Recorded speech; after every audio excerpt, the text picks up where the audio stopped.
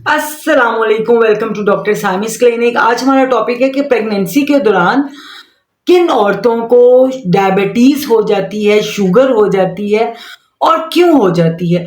अक्सर आपने सुना होगा कि हमल के दौरान आपको शुगर हुई थी और उसके बाद वो ठीक ही नहीं हुई। तो आज के वीडियो में हम देखेंगे कि डायबिटीज, शुगर हमल के दौरान प्रेग्नेंट औरत को क्यों हो जाती है और इसका ट्रीटमेंट क्या है और क्या ये हमल खत्म होने के बाद खत्म होती है या नहीं खत्म होती। आज इसी क्वेश्चन को लेके चलेंगे। चलें जी, वीडियो को स्टार्ट करते हैं। पिछले 4-5 साल की अगर आप हिस्ट्री उठा के देख लें तो बहुत से ऐसे केसेस देखने को मिले हैं जिनमें बच्चियों को गेस्टेशनल डायबिटीज मेलाइटस हो जाता है, जिसको जीडीएम बोलते हैं। और इसकी वजह क्या है? इसकी वजह है हमारा साइडेंट्री लाइफस्टाइल।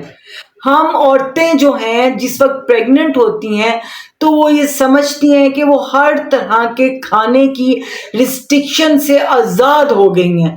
वो ये समझती हैं कि ये 280 दिन जो मुझे मिल गए हैं मैं हर चीज़ खा पी जाऊं। वो खाने पे इतनी आज़ाद हो जाती हैं कि जो चीज़ें उन्होंने पूरी ज़िंदगी में अपने ऊपर रिस्ट्रिक्ट की होती हैं उन सबको खा जाती हैं कि भाई मैं जितना खाऊंगी उतना मेरे बेबी को लगेगा, उतना ही बेबी हेल्दी होगा, मोटा होगा, प्यारा होगा। इस लालच में आके मैंने देखा है कि बच्चियां बेधड़क मीठे का इस्तेमाल कर रही हैं, बहुत ज़्यादा बेकरी आइटम्स यूज़ कर रही हैं, बच्चियां बहुत ज़्यादा चॉकलेट्स खा रही हैं। उनको ज़रा सी भूख लगती है तो वो सोडा पी रही होती हैं, वो शॉर्मे खा रही होती हैं, वो बर्गर खा रही होती हैं। वो फर्स्ट ट्राइमेस्टर में वो कहती हैं जी हमारा दिल घबराता है, हमारा दिल खराब होता है, घर का खाना नहीं खाया जाता तो बर्गर खा लेती हूँ, थोड़ी शॉर्मा खा लेती हूँ, बोतल पी लेती हूँ। तो ये सब चीज़ें आपके अंदर डायबिटीज को पैदा कर रही हैं। खाना पीना और वो भी इस तरह का फुल ऑफ कार्बोहाइड्रेट्स और उसके बाद लेटे रहना, यही वजह है कि आपको डायबिटीज मेलाइटस हो जाता है। अगर आप पहले से ही ओबेसिटी की शिकार हैं, पहले से ही साइडेंट्री लाइफस्टाइल आपका है, आपकी जिंदगी का मकसद खाना है और आराम करना है, तो आपको प्रेगनेंसी के दौरान शुगर होने के बहुत ज्यादा चांसेस हैं। और किन लोगों को शुगर हो जाती है? उन लोगों को जिनकी हिस्ट्री में डायबिटीज पाई जाती है, कि उनके फैमिली में भी होती थी, या आपके साथ ऐसा है कि आपको प्रीवियस बेबी में बेबी डिलीवरी के टाइम अगर डायबिटीज हुई थी तो इस दफा भी चांस है कि आपको डायबिटीज मेलाइटस हो सकता है। और एक और रीजन भी है इसका कि बच्चियों ने कहीं से सुन रखा होता है ना कि अगर कोई बच्चियां जिनके घर बेटा पैदा होना होता है तो वो मीठा बहुत खाती हैं। तो बच्चा जो चीज़ आप सोच लो तो उसी चीज़ की क्रेविंग होने लगती है।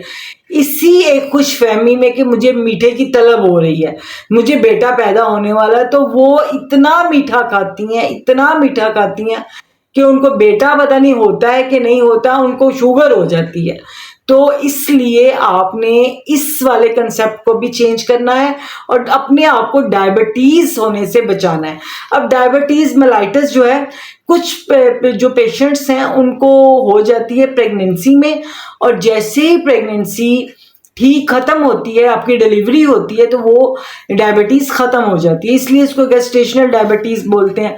लेकिन जिन कुछ बहुत से केसेस में डिलीवरी के बाद भी कंटिन्यू रहती है और कुछ केसेस में फीमेल्स को हर डिलीवरी पे ही ऐसा हो। अब अगर आपको हमल के दौरान डायबिटीज हो जाती है तो उसका क्या नुकसान हो सकता है? उसका पहला ये नुकसान हो सकता है कि आपका बेबी जो है वो गुड साइज हो सकता है।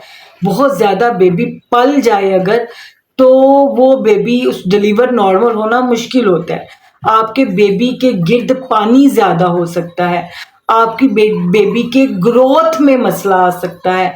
तो अगर आपको डायबिटीज़ है तो अपने गायनाकोलॉजिस्ट के पास जाइए, वो आपकी HbA1c के हिसाब से आपको इंसुलिन स्टार्ट करें या कोई भी मेडिकेशन स्टार्ट करें, उसको लेना बहुत ज़रूरी है। आपकी बॉडी के अंदर शुगर का लेवल मेंटेन रखना बहुत ज़रूरी है, वरना आपका बच्चा और आप दोनों ही रिस्क जोन में जा सकते हैं। तो सेफली ये टाइम गुजारने के लिए जब आप प्लान कर लें कि आपको बेबी लेना है इस साल, तो पहले से ही अपने वेट को कंट्रोल करें।